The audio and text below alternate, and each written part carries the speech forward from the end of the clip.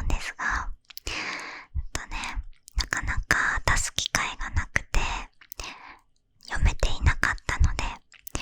今回ね、お悩みコーナーとして読ませていただきたいなと思っております。で、このお悩みコーナーをね、少し長めに撮らせていただいて読んでいきたいと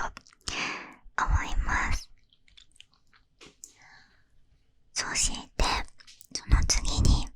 これは少し恥ずかしいのですが、私の恋愛観についてお話ししたいですね。私の恋バナを少ししていこうかなと思います。恥ずかしいんですかね。行きたいと思います。特にね、最近女性の視聴者さんが前より増えたのでね、恋バナとか好きですよね。私も大好きなので、ぜひね、私の恋バナを聞いてリラックスしてくれたら嬉しいです。それでは早速スタート。では早速一つ目のテーマのお話からいきたいと思います。はい。一つ目はね、小江戸川越に行ってきたお話ですね。皆さんは小江戸川越知ってますか？川越なので埼玉県なんですね。はい。皆さんは行ったことあるかな？私はですね、多分言ってなかったと思うんですが、実は埼玉出身なので、川越には行ったことあります。ただ、今までの人生の中で一度しか行ったことがなくて、で、お母さんと、あと飼ってるワンちゃんと3人で食べ歩きに行ったんですけど、何年前かな、私が大学3年生の時に行きましたね。で、私その時は甘いものが本当に食べれなくて、ほとんどのものが食べれなかったですね。何食べたんだっけな、ちょっと覚えてなくて、その時何食べたか。お団子かな。お団子、お母さんと一緒に食べた気がしますね。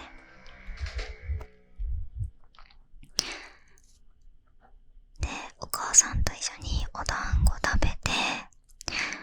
で、お母さんが食べてる芋恋っていうおまんじゅうがあって、そのおまんじゅうを一口もらったくらいかな。あんまりちゃんと覚えてないんですけど、それで川越行って、でワンちゃんもいるし、夕方に行っちゃってほとんどのお店が閉まってたんですよ。だからあんまり楽しめなくて、で、いっかみたいな、食べ歩きってこんなもんなのかなって思ってたんですね。だけどこの間、川越グループで行ってきたんですよ。で、一緒に行っ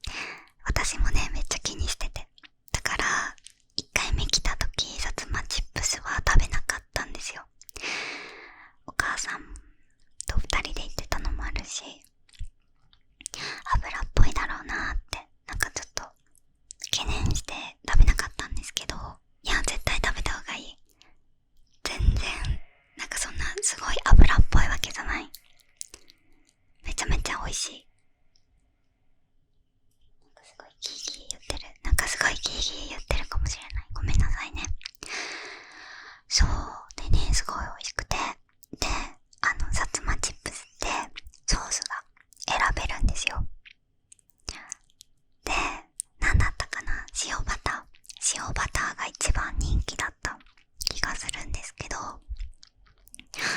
私が食べたのはなんかバーベキューソースみたいなやつを食べました。バーベキューソースでもね、全然美味しいよ。ポテトにケチャップをつけるのと同じ感じで、さつまいものチップスにバーベキューソースをつけてるから相性はすごく良くて、で、塩バターの方もね、食べてみたんだけど、塩バターの方がさつまいもの甘みを感じやすい気がしたので、私みたいに少し甘いのが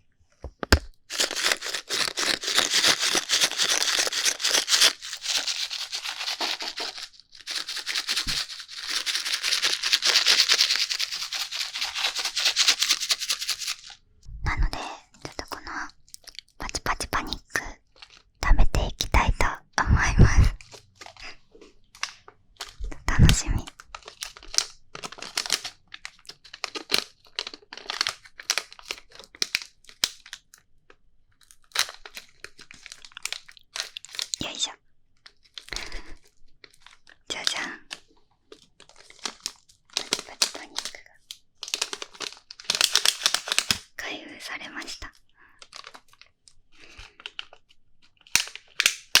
すごい。ソーダ味を買ったので、ほらここにソーダ味ってなので、ソーダの匂いがしますね。パッケージがカラフルで可愛いですね。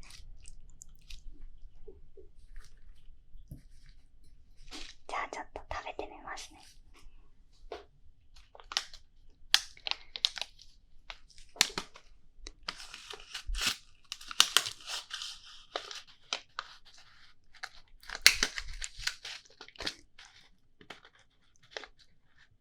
わ、すごい。あ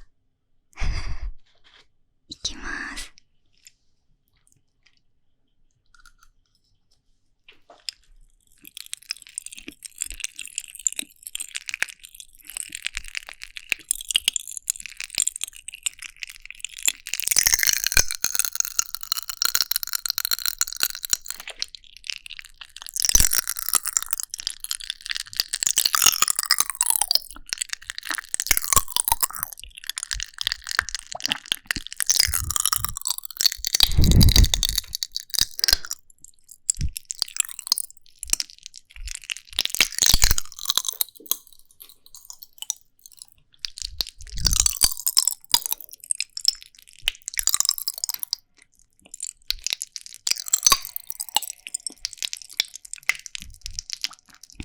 すごいパチパチしてる。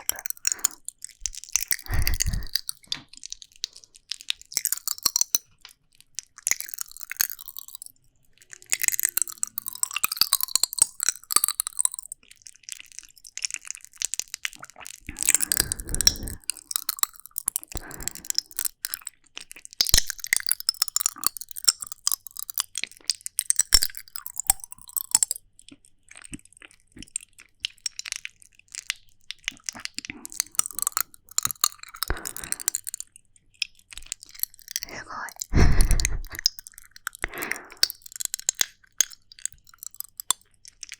まだパチパチしてますね。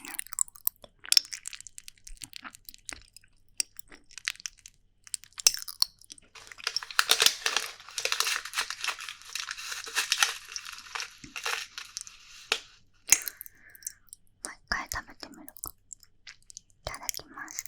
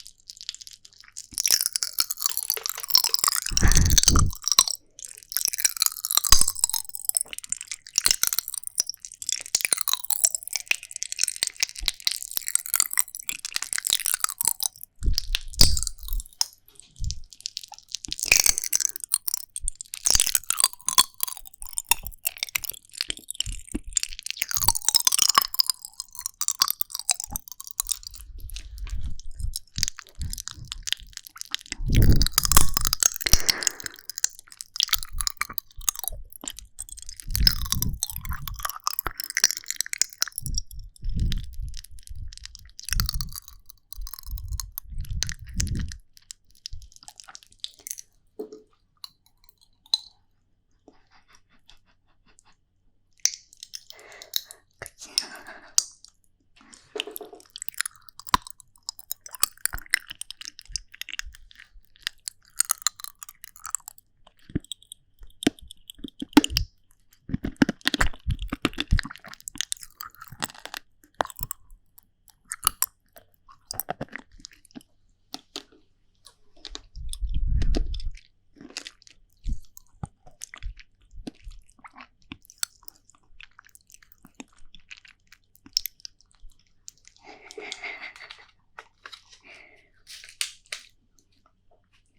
美味しい。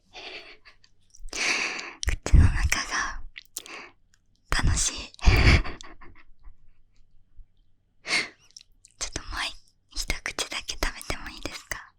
ちょっと美味しかった。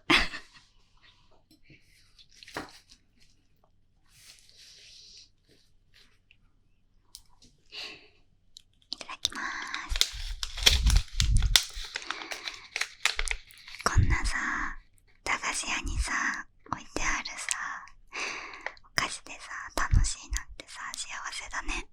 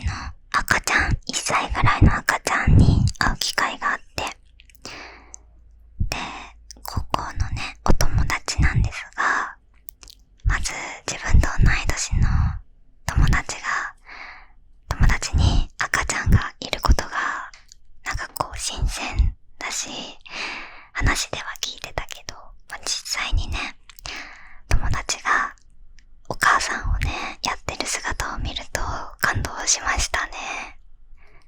やっぱね、お母さんってすごいですよね。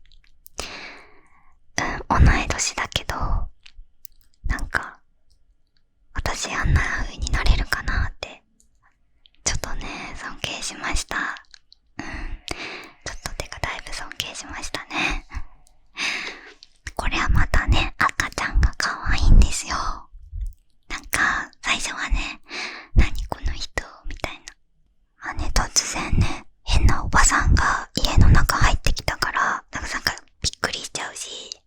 ちょっと半べそ書いてた感じだったんですけど、だんだん慣れてきて、最後はね、抱っこすることができました。その赤ちゃんの重さとあったかさが、なんかね、キュンキュンしましたね。本当に愛おしくて可愛くて、もう今でも覚えてます。赤ちゃん抱っこした時、なんかすごい幸せな気持ちになりましたね。ふわふわしてるしね。で、泣いちゃうかなって、抱っこした時泣いちゃうかなって思ったけど、泣かなかった時の嬉しさ、あとは逆にこう目あっていないいないばーみたいなことをした時に泣いちゃった時のこう悲しさ、なんかもう赤ちゃんの反応がもうなんかすごい私を一喜一憂させるんですよ。なんか赤ちゃんに嫌われるとものすごい傷つくというかそれがあって、なんか赤ちゃんって可愛いなと、そして天使だなと、でやっぱり大人は赤ちゃんに勝てないなと思いましたね。え可愛すぎるな。この間ね、お仕事でアシスタントをさせていただいたところがあってね、そこの現場もちょっと赤ちゃんがいたんですよ。でね、たくさん赤ちゃんがいて、どの子もね、いろんな個性を持ってて、性格が違うのがね、初めましてだけど全然分かって、で、みんな可愛いんだな、それがね。赤ちゃんってなんであんな可愛いんだろう。確かにね、他人の子供だからこんなに可愛いって言えるのかもしれないけれども、でもね、ちょっと今まで子供はいらないかなって、まあ私がね、育てられる自信もないし、まあ経済的にもね、まだだなって思ってるんですけれども、赤ちゃん、まあね、いらないかなって、一生いらないかもしれないってちょっと考えがあったんですけど、ちょっとね、この数日間で赤ちゃんに会いすぎて考え方がちょっとだけ変わってきてますね。皆さんはどうなんだろう。子供のことを考え始めるのって何歳ぐらいからなんだろうな。私今24歳なんですけど、もうそろそろかな。で、25歳とか、ね、26歳になったら子供が欲しいって思うのかなとか、いろいろ思いましたね。この数日間でそれだけ考え方が変わるから、多分この数年でもっと変わるんじゃないかなって。で、経済的に余裕が出たり、自分自身に余裕が出たりしたら子供欲しいなって、やっぱり女性はね、本能的に思ってしまうものなのだろうかなって思っちゃったりしてましたね。にしても可愛かった。なんか昨日てか今日の夜も赤ちゃんを抱っこする夢をね、見ました。私のね、子供じゃなくて、なんか誰かのね、子供だったんですけど、預かってて、で、抱っこして、よしよしよしよしってする夢だったんですけど、もう幸せすぎて、可愛すぎてでね、今日の夢本当に幸せで、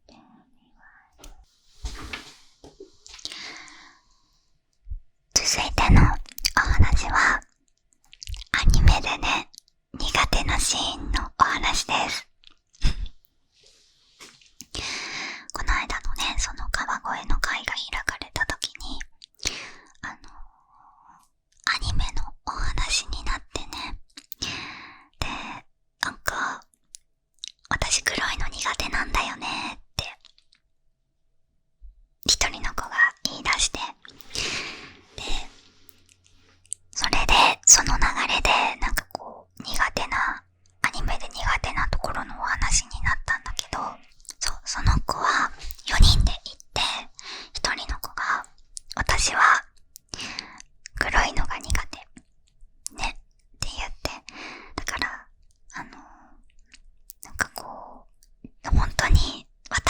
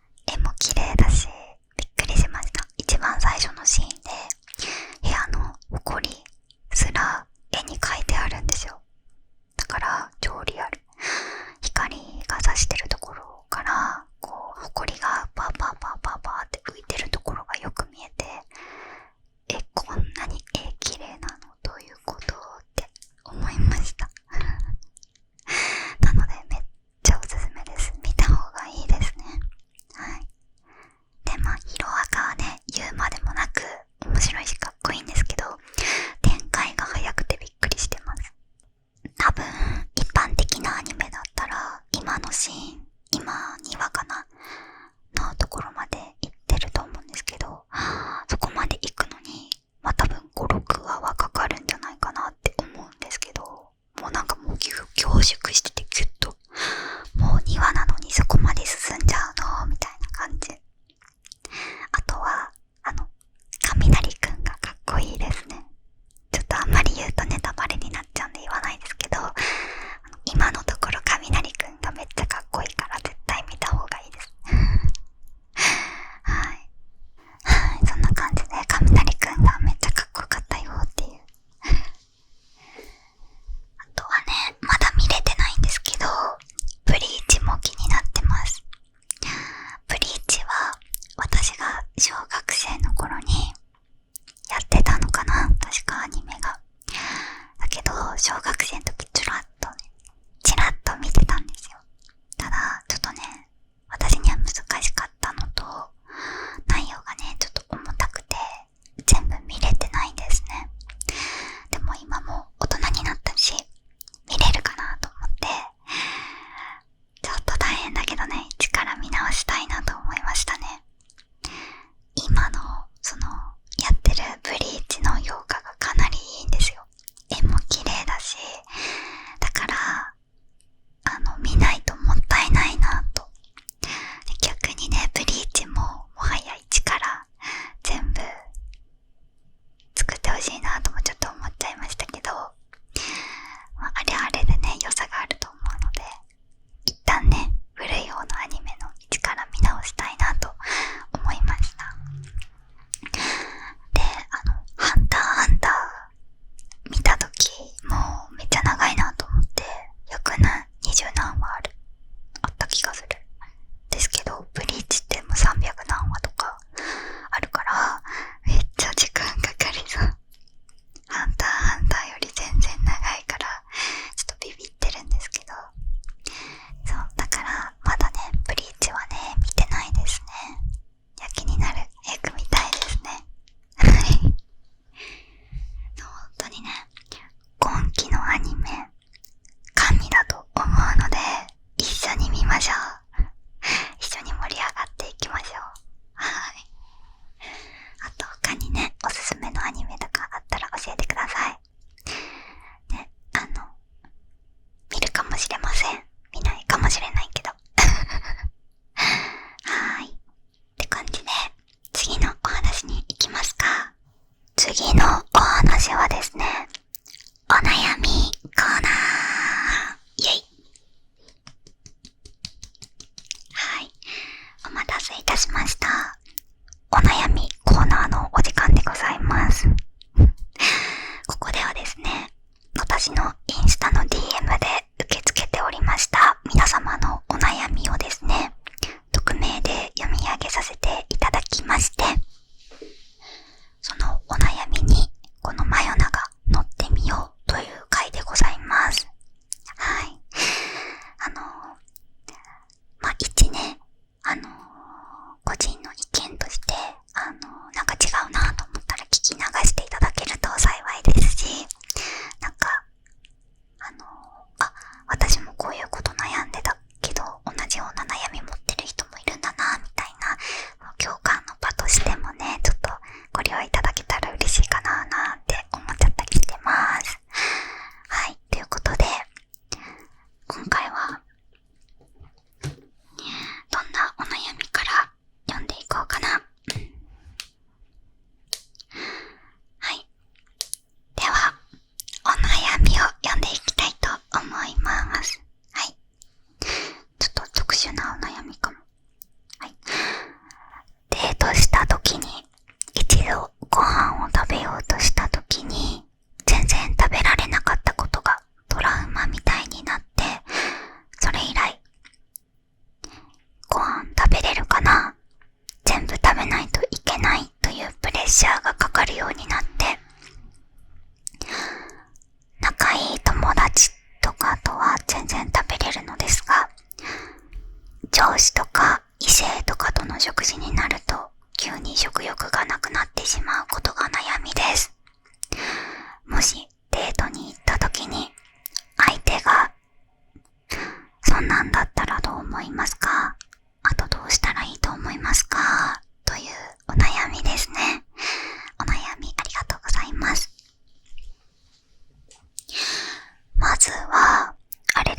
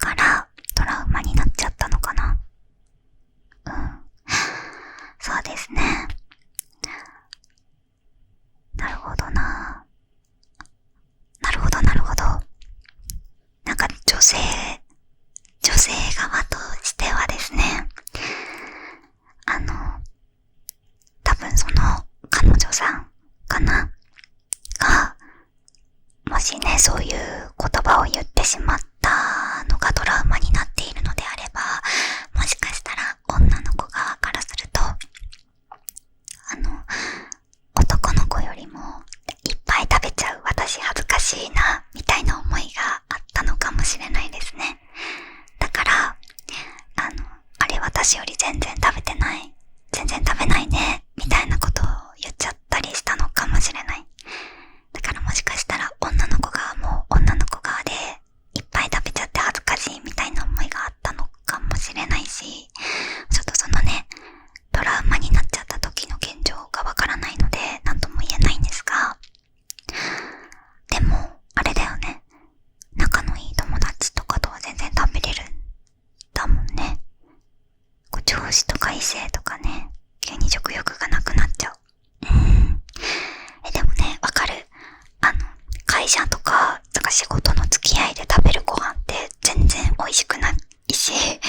なんかこう食欲があってパクパク食べる感じじゃなくて、なんかもう流れ作業になりません？特にさ、上司とかになるとさ、年上のいくつの人なんだろう。まあ私の多分年からすると40代とか、まあ35から45とかもっと上とかになるのかな。そういう人とかだとさ、年が離れれば離れるほど緊張するじゃん。で、しかもなんかそういう人って社会人歴、会社員歴が長かったりするから、食べるのがめちゃめちゃ早かったりして、で、全然食べるスピードが特に私なんかね追いつかないのね。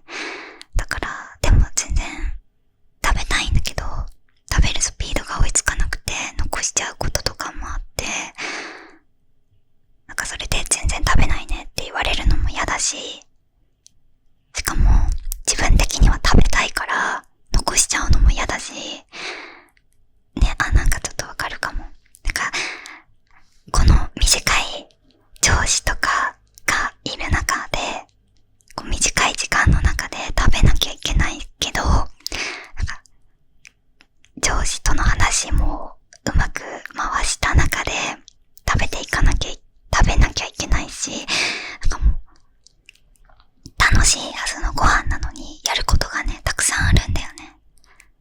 そうなんじゃない？もしかしたらその異性とのご飯もさ、ご飯って楽しい場所なはずなんだけど、もしかしたらこの方がご飯食べてる時に話を盛り上げなきゃいけないとか、なんか楽しませたいとか、異性の方の場合だったりね、あと上司だったら話をうまく返さなきゃいけないとか、早く食べなきゃいけないとか、いろんなこと考えちゃうから、なんかこうプレッシャーになって全然食べれなくなっちゃうんじゃないかな。ちょっとわかる気がするなねえ、確かにな。もしデート行った時に相手がそんなんだったらどう思いますか？もしそんなんだったらどう思うか。私はそうだな、あんまり食べてないってことだよね。なんか体調悪いかなって思っちゃうかもしれない。体調悪いのかなってちょっと心配になるけど、でもなんか元気そうだったら別にあんま気にしないかな。相手がもし私との会話を盛り上げたくて、なんかそういうのに頑張りすぎちゃって、で全然食べれてないなら、私も一緒に頑張って盛り上げようとするだろうし、食べちゃうかもしれない例えば全然食べてなくて、どうしたのみたいな。具合悪い？具合悪くないんだ。全然食べれてないね。大丈夫？で、多分それは聞いちゃうと思う。そこプレッシャーに感じちゃうなら、ちょっとごめん、申し訳ない。ごめんなさい。でも、聞いた後に、食べないなら食べていい？とか、もらっちゃうけどいい？とか言って、なんかこう、もらおうとしちゃったりするかもしれない。私の場合はね。だからなんか全然食べないことを気にしたりはしないかな。なんか全然食べない男は嫌だみたいな、そういうのは私はないです。むしろ私は食べるので、男の人より食べることも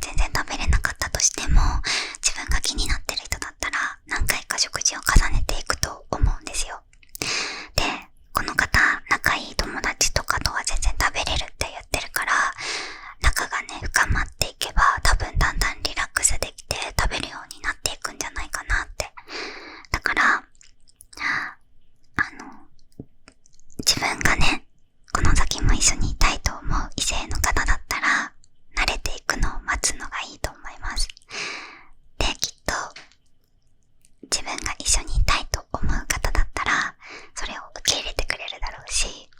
なんかそこにプレッシャーを感じて居心地が悪くなることもなくなると思うんですよね。だからそういう仲になれる人を見つけて、だんだん慣れていくっていうのがまあいいのかな。あともう上司とかはね、わかる。私もね、緊張して全然食べれないし、そうだからね、上司とかなんかこう仕事の人とかとご飯食べる時とかはもうね、めっちゃ量少ないものとかを頼む。もうサイドメニューとかでもいいぐらい、あ、僕草食なんでみたいな嘘ついておけばいいと思う。でも唐揚げ3つぐらい食べて終わりとかでも全然いいと思います。そう、なんか無理して全部食べる必要もないと思うし、無理は良くない。なんか多分その本人の方はすごい気にしてるかもしれないけど、意外と周りってあんま気にしてなかったりするから、私は気にならないですっていう感じかな。はい、ありがとうございました。解決になったかなはい、じゃあ次読んでいきます。お悩みです。私はよく友人や職場の同僚に優しすぎると言われます。この傾向があるからか、気になる女性がいても自分から積極的にアプローチできないことが多いです。自分としては優しさこそ強さだと思って生きてきましたが、やはり優しすぎる男性は女性から恋愛対象になりづらいですか？また改善するとすればどうすればいいと思いますか？はい、ありがとうございます。この方は男性の方ですね。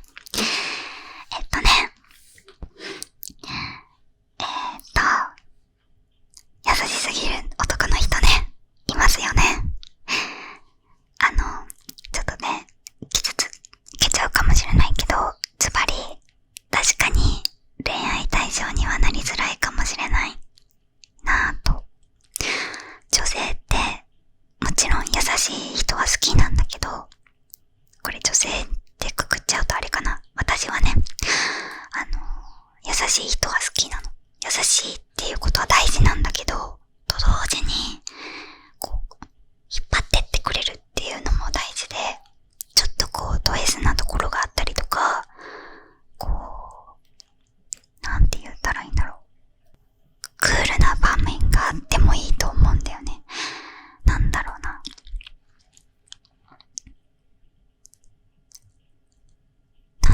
めっちゃ違うかもしれないけど、例えば肩にゴミがついてたとして、この方は多分優しいから、ねえねえ肩にゴミついてるよって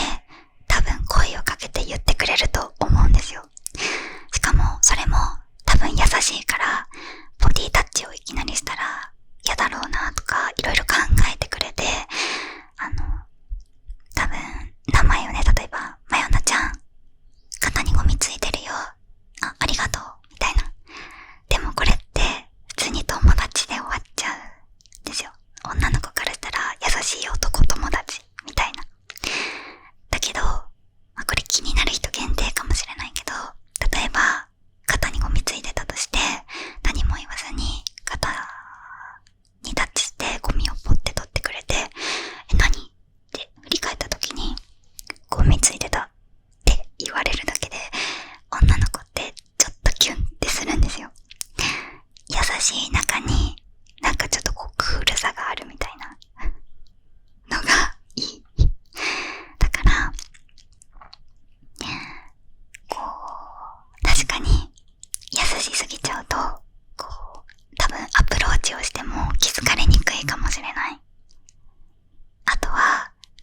すごい優しい人が急にものすごい積極的なアプローチをかけてきたら引いちゃう女の子もいると思うから、難しいね。恋愛って難しいねって思うんだけどさ、でもさ、結局さ、そう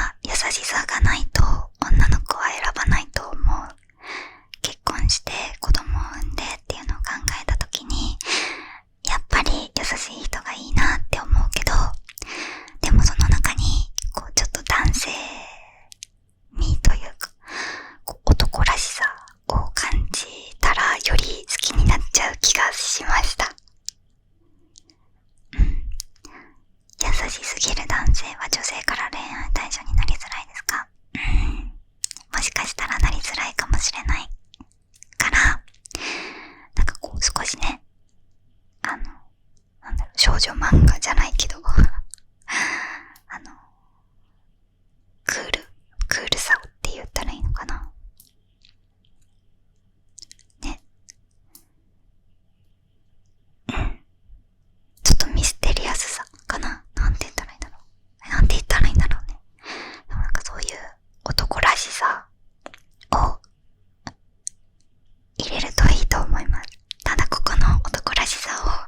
ミスるとちょっと惹かれちゃうかもしれないから気をつけた方がいいね。会ってみないとさ、なんとも言えないんだけどね。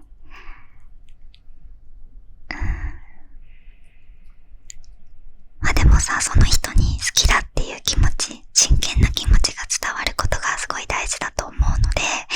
頑張ってください。はい。という感じで、こんな感じで、お便り、お悩みありがとうございました。では続いてのお悩みです。はい。お悩み相談なんですが、僕は楽しいことを経験したいというより辛いことを経験したくないという思うタイプなので、生まれてきたくなかったなと思います。ちょっと重ためですね。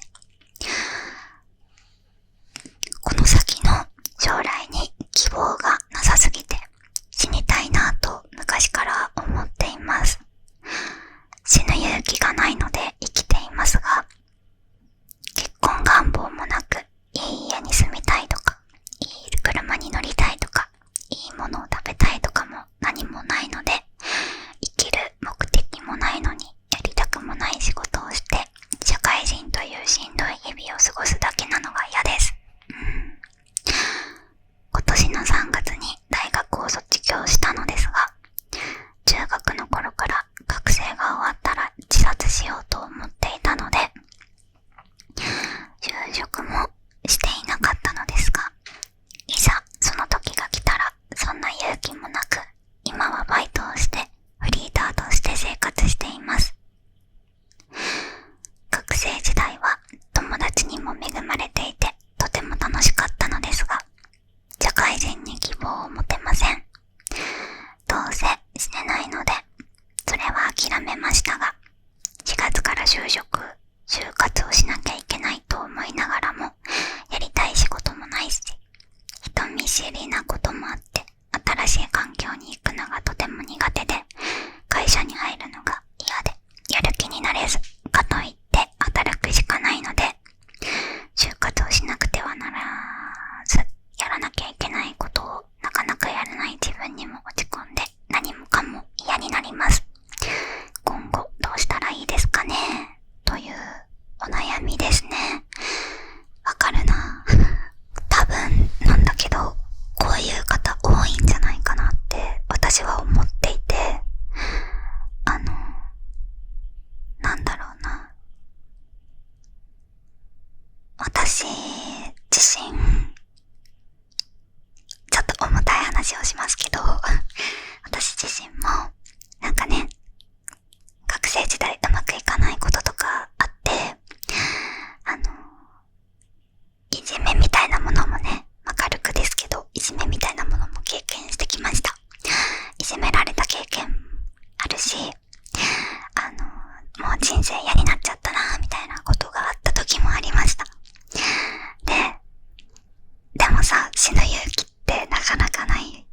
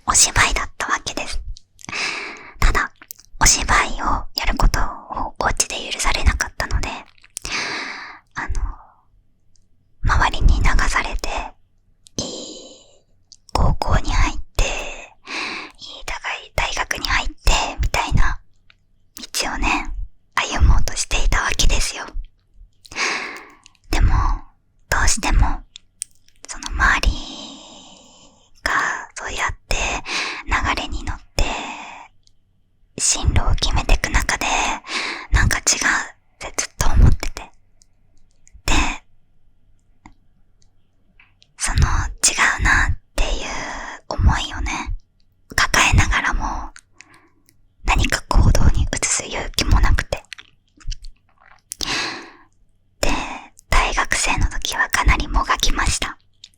そもそも自分が志望してた大学じゃない、行ったことのない大学に行ったので、それも悔しかったけど、そうだからなんか自分が理想としてた大学生活ではなくて苦しかったし、でもその中で何かこう自分のやりたいことを頑張って探してもがいて見つかったのかな。とりあえず今ある目の前のことを一生懸命やってみたいな生活を送ってたんですね。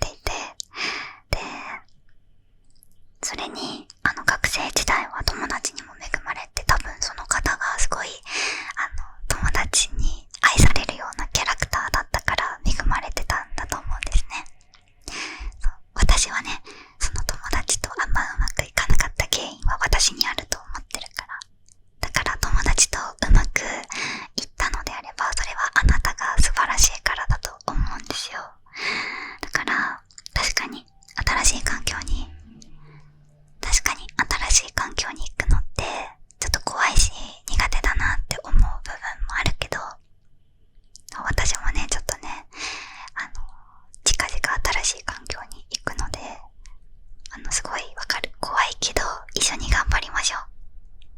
頑張りましょうっていうか、一緒に楽しみましょう。目の前のことを一緒に。で、また何かね、落ち込んじゃったりしたらいつでも DM 待ってますので、皆さんもね DM 待ってますので、お悩みまたやるかもしれないから、何かね口に使ってもらってもいいです。私のインスタの DM を、はい、心の吐き口に使ってもらっても構わないので、はい、ぜひ気楽にね DM してください。はいっていう感じですね。どうでしょうか、大丈夫かなはいっていう感じでした。では次のお悩みに参ります。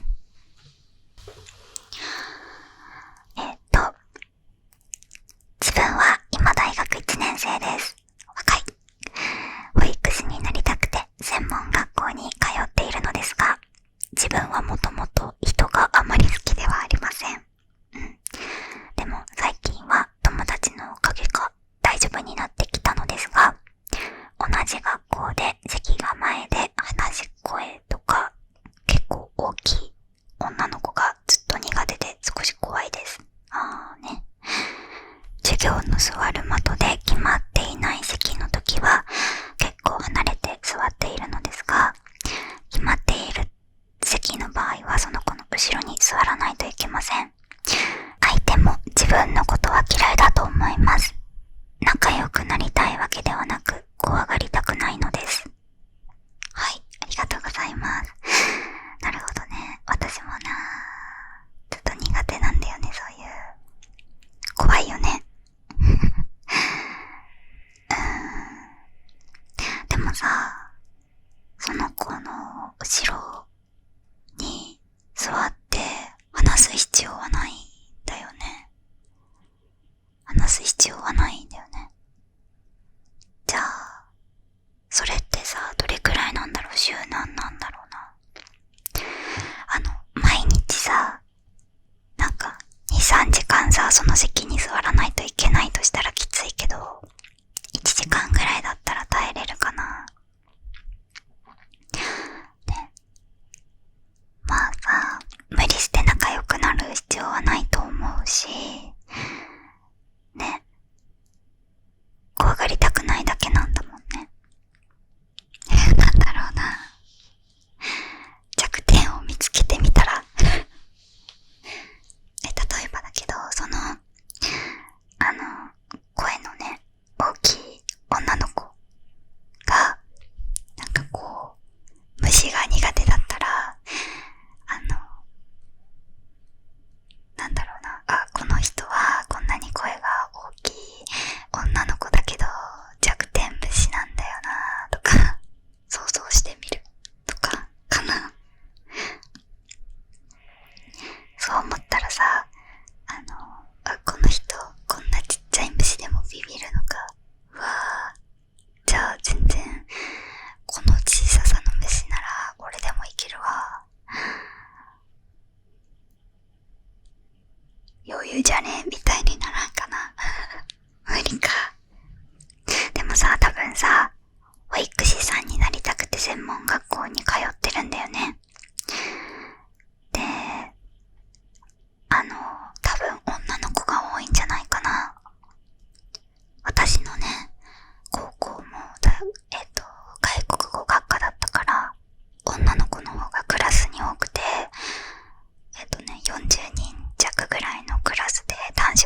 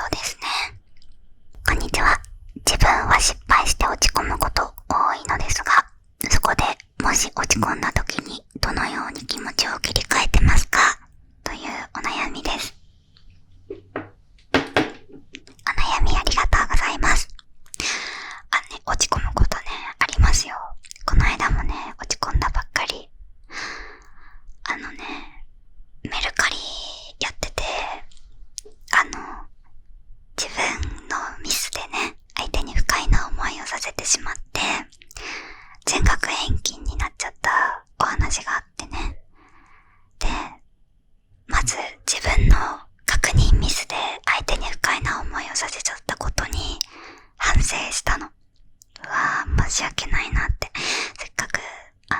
自分のね商品を買ってくれたのに相手に不快な思いをさせちゃってちょっと怒ってたから、申し訳ないな、自分って情けないな、みたいな落ち込んだ。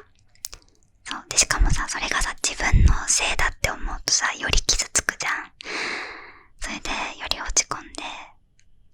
でこういう自分がミスした時の落ち込みはとことん落ち込みました。で、反省というか、次に生かそうって思って、いろんなこと確認してしっかりしようって、もっとしっかりしなきゃダメだって思ったら、なんか気持ちが入れ替わって、確かにね少し辛かったけど、落ち込むところまで落ち込んだら元気になって、よしやるぞってやる気が出てきたので、それも一個かなと思います。あとは前のね動画でも少しお話ししたんですが、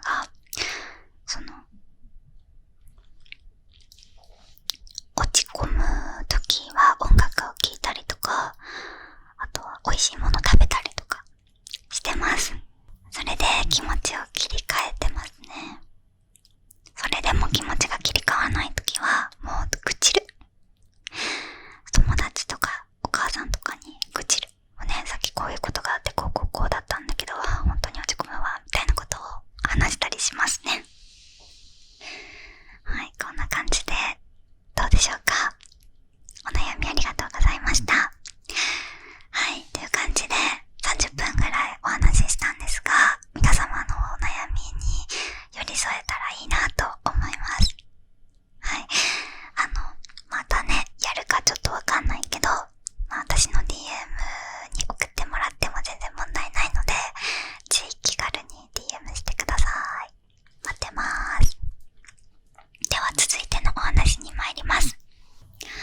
続いてのお話は私の恋愛観についてお話しします。イエーイ。まず私はですね、好きになる人はですね、だいたい一目惚れなことが多いです。でね、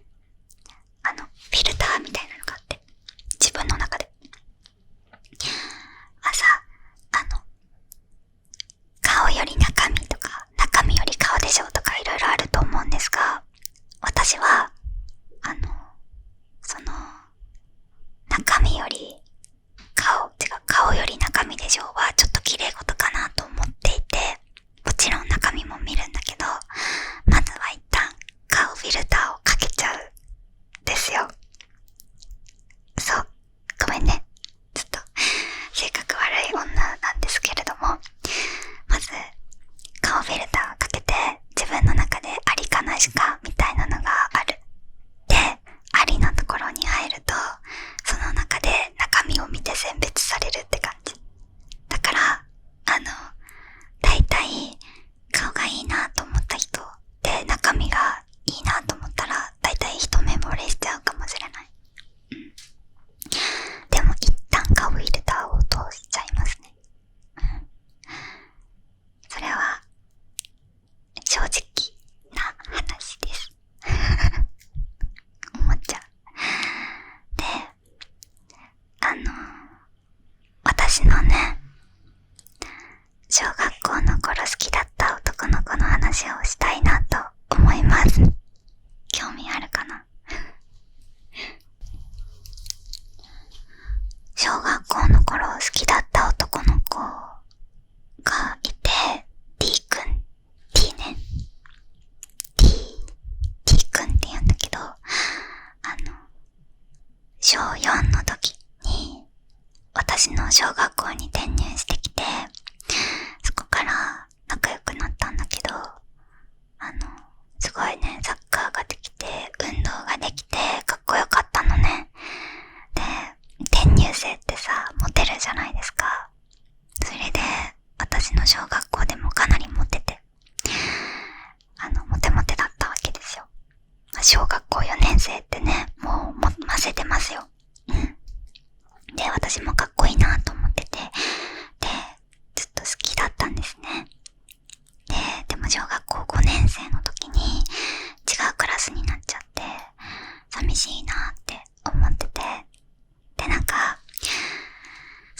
私の小学校って、図工の時間で描いた絵とかを隣のクラスの子たちのやつをこう、褒めるカードみたいなのがあって、その3枚、1人3枚配られて、誰でもいいから、この、